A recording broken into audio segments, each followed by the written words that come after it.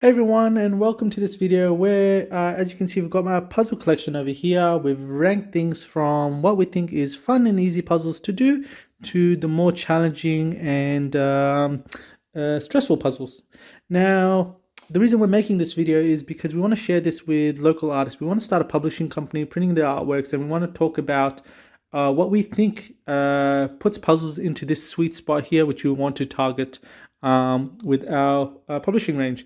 Now, just as a disclaimer, I'm not a art major. I've only been doing puzzles actively for about 12 months, so please correct me if I'm wrong, and we might make a second version of the video thanks to your suggestions. So yeah, let's just jump into it.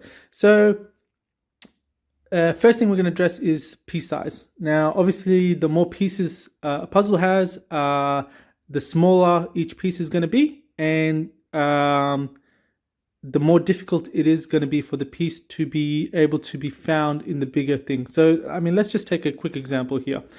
We've got this 500 piece puzzle of the zebra. If we make the piece that small, you can see that we can easily fit some pieces there where it's just all black. And so it's really hard to tell where exactly that piece goes. It could be either here or it could be somewhere over here. It's like all black, so it's very difficult. If the pieces get a bit larger, you can see now you're going to have a bit of black, bit of white, and it's going to be much easier to assess where things fit. You're still going to have all these all black pieces, but you're going to have a lot more with more colors in them. And so obviously the bigger the piece size is, the harder the puzzle is going to be. So we're going to be aiming for about 1,000 pieces because that's, generally speaking, the most popular size board. And so we've got to make sure that with our textures and our colors, we make it still fall within this middle group here. Now, starting with colors. An all plain color puzzle is the most difficult.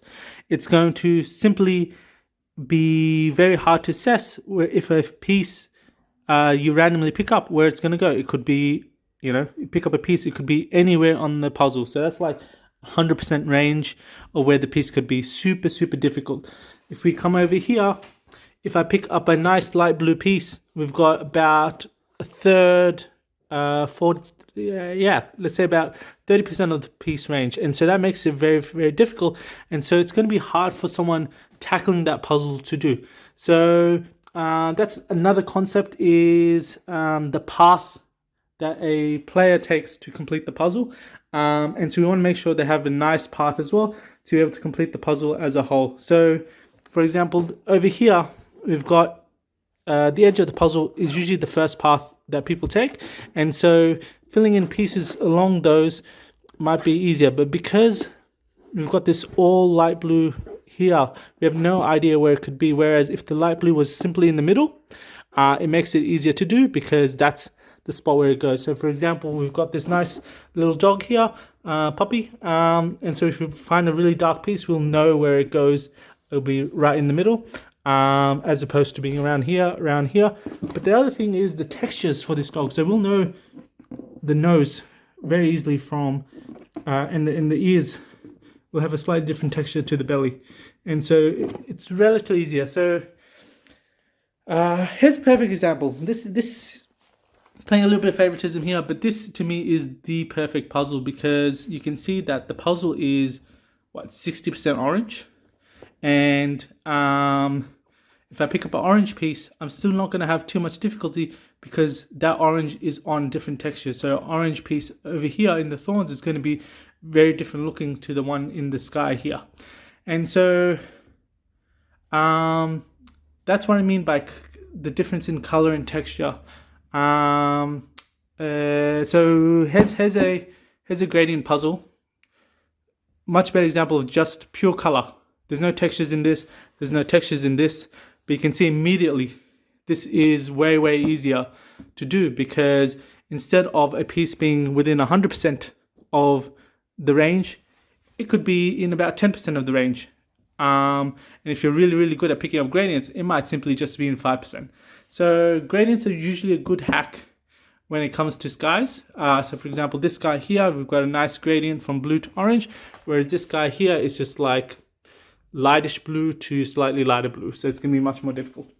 When it comes to aesthetics, One thing I have noticed that as you add more and more textures and more colors into the puzzle, they do become much more easier to do. But I feel like they become less aesthetically pleasing because there's just too much texture. I think this one nailed it here because we already identified maps and states as being different objects, so it wasn't too bad here. But like something like this, I would not want to walk into a museum and look at that as much as something, you know, much more beautiful. You can see our classic artworks here. They're more beautiful, but they're much more difficult because they're trying to be consistent. They're trying to create a whole piece which is nice and beautiful. So it's really good when you have a mix of textures and colors. Again, coming back to this one, is the puzzles, the artwork stays together nice and uniform because you've got only two colors.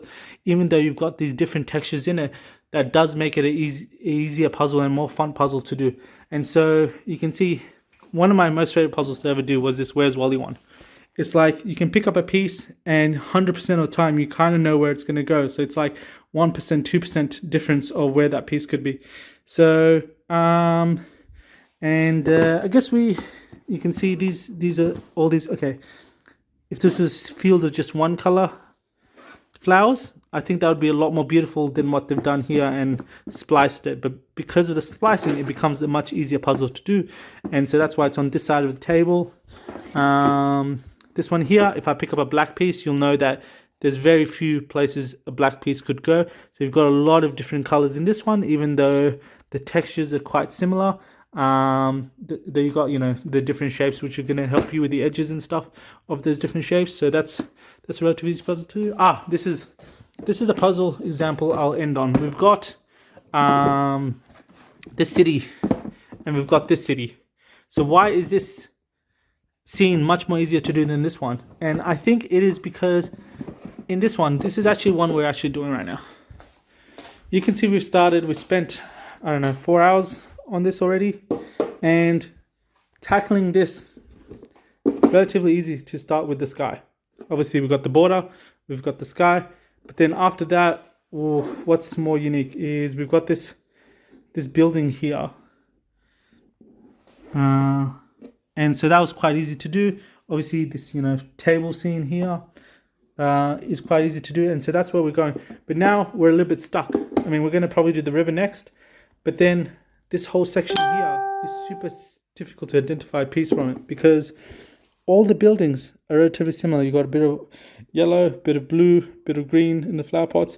If I pick up a piece, I have no idea if it's in building 1, building 2, or building 3.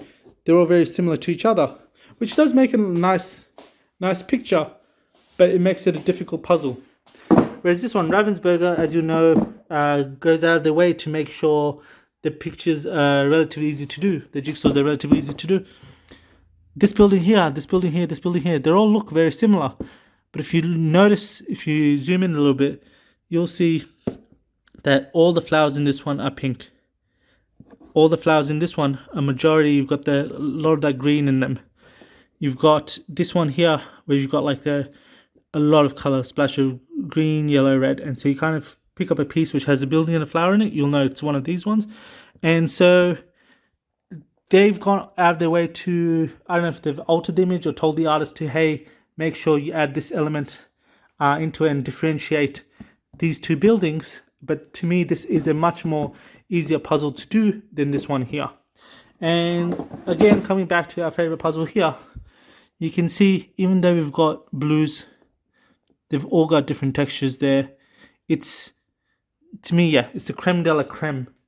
So yeah, hope this video tried to explain part of our process of trying to identify a good puzzle, and then if we need to adjust it, why we need to adjust it, either adding a bit more texture by changing up things a little bit, adding more objects potentially, obviously not too many objects, but also maybe we'll turn something which is a more plain color into a bit of a gradient.